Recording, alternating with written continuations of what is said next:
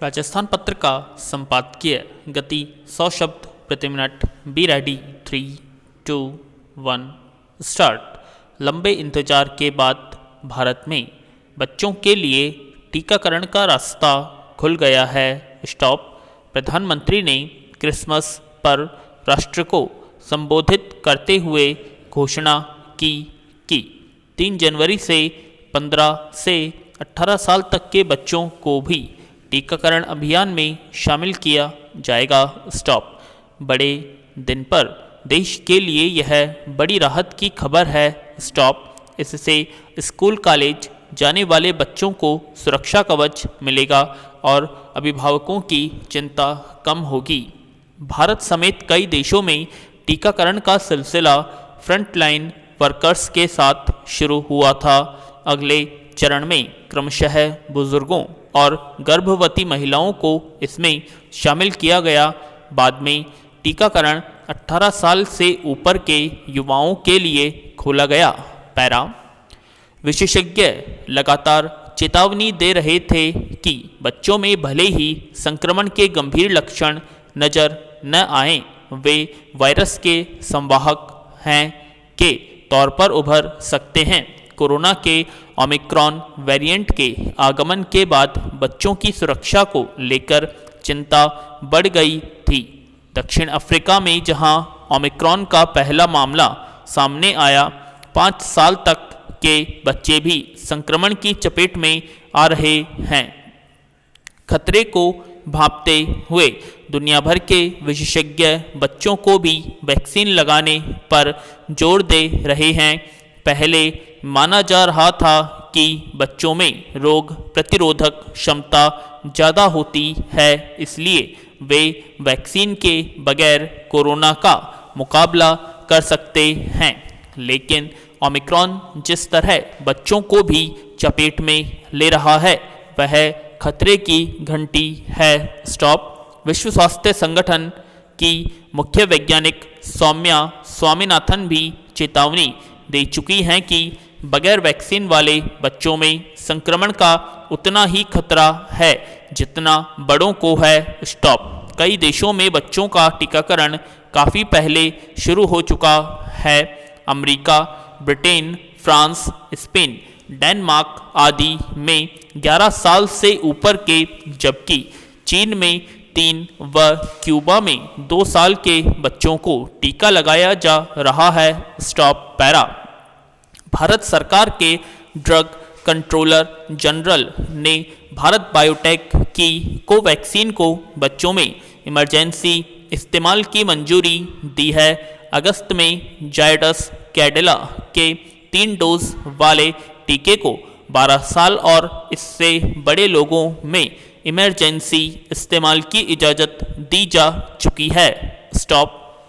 बच्चों के टीकाकरण से संभावित तीसरी लहर में उन पर खतरे संबंधी चिंता कम होने लगी और स्कूल कॉलेजों की पढ़ाई सामान्य बनाने में मदद मिलेगी। राहत की बात यह भी है कि टीकों को लेकर अब वैसी महामारी नहीं है जैसी बड़ों के लिए टीकाकरण शुरू होने के बाद थी। देश में अब उत्पादन बढ़ चुका है। उत्पादन की जानी चाहिए कि ज़्यादा से ज़्यादा बच्चों को टीकाकरण के दायरे में लाकर हम एक बड़ी राष्ट्रीय चिंता से मुक्त होंगे। पैरा। हमने नेतृत्व विशेषज्ञ व लेखक साइमन सिनेक के इस तर्क के बारे में पढ़ा कि एक व्यवसाय एक अनंत खेल यानी इन्फिनिटी गेम का हिस्सा है। उदाहरण के लिए अनंत चलने वाले मोबाइल गेम जैसे टेम्पल रन या सबवे सर्फर को एक साधारण या सरल इन्फिनिटी गेम माना जा सकता है, जबकि वास्तविक दुनिया के अंत खेल कहीं अधिक जटिल हो सकते हैं। स्टॉप। पैरा। एक सीमित खेल की निश्चित विजेता और हारने वाले होते हैं। लक्ष्य प्राप्ति की सीमा के माप के माध्यम से तय किया जाता है, लेकिन एक अनंत खेल में उद्देश्य या लक्ष्य शाश्वत होता है और विजेता वे होते हैं जो खेल में बने रहते हैं, लक्ष्य की दिशा में सरीखित होते हैं, जबकि हारने वाले वे होते हैं जो खेलते रहने के लिए इच्छा शक्ति और संसाधनों को खो देते हैं। स्टॉप। इसी तरह जो लोग अपनी प्रतिस्पर्धियों पर जीत हासिल करने के लिए खेलते हैं या एक विशिष्ट औसत दर्जे का लक्ष्य हासिल करते हैं, वे सीमित खिलाड़ी हैं। दूसरी ओर अनंत खिलाड़ी वे हैं जो एक उद्देश्य पर अडिग रहते हैं और प्रतिस्पर्धियों को मात देने के लिए खेलते हैं, न कि उन्हें सिर्फ परास्त करने के लिए। स्टॉप। पैरा। व्यवसाय कुल मिलाकर ऐसे ही अनंत खेल का हिस्सा है। एक उद्योग में विभिन्न संगठन सभी खिलाड़ी होते हैं। नए प्रतियोगी उभर सकते हैं या अन्य उद्योगों या उत्पादन सेवा श्रेणियों के खिलाड़ी भी विविधता ला सकते और प्रतिस्पर्धी बन सकते हैं। स्टॉप।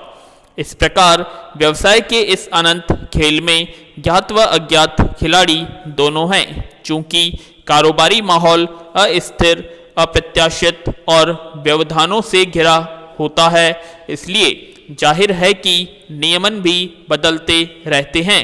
आदर्श रूप में हर संगठन की अपनी अनूठी दृष्टि व मिशन होता है जो उत्तरोत्तर पूर्णता के लिए आगे बढ़ता है, जो अन्य खिलाड़ियों या व्यावसायिक प्रतिस्पर्धियों से भिन्न होता है। खेल सिद्धांत के अनुसार अनंत खेल में परिमित खिलाड़ी अस्थिर होते हैं और खेल की प्रकृति के साथ उनके दृष्टिकोण की असंगति के कारण अक्सर खेल से बाहर हो जाते हैं। स्टॉप। पैरा। साइमन का दावा है कि एक उद्योग में 70-80% संगठन लंबे समय तक धीरज रखने से प्राप्त होने वाली विकास की संभावनाओं की अनदेखी कर देते हैं। स्टॉप। कई प्रबंधक और लीडर व्यवसाय को एक सीमित खेल मानकर उनके प्रदर्शन और प्रबंधन को सीमित करने की दृष्टि से देखने का आदत से ग्रस्त हैं। लीडर को एक अनंत मानसिकता विकसित करनी चाहिए जो निरंतरता के साथ सरलता के लिए जरूरी विचारशीलता का अनुसरण करती है। स्टॉप। पैरा। बाल विवाह निषेध संशोधन बिल 2021 के जरिए केंद्र सरकार ने देश की बेटियों के भविष्य को एक नई राह देने का महत्वपूर्ण कार्य किया है। यह उस सपने को साकार करने की दिशा में उठाया गया कदम है जो महात्मा गांधी ने देश की बेटियों के लिए संजोया था। स्टॉप। जिस भी समाज में महिला और पुरुष समान अधिकार और अवसरों का लाभ ले रहे हैं, वह विकास की दिशा में आगे बढ़ा है।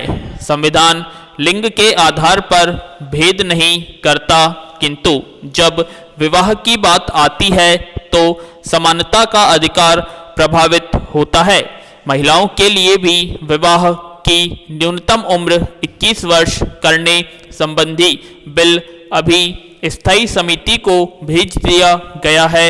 यदि यह कानून में तब्दील हो गया तो विवाह की न्यूनतम उम्र के मामले में पुरुषों और महिलाओं में भेदभाव खत्म हो जाएगा। स्टॉप।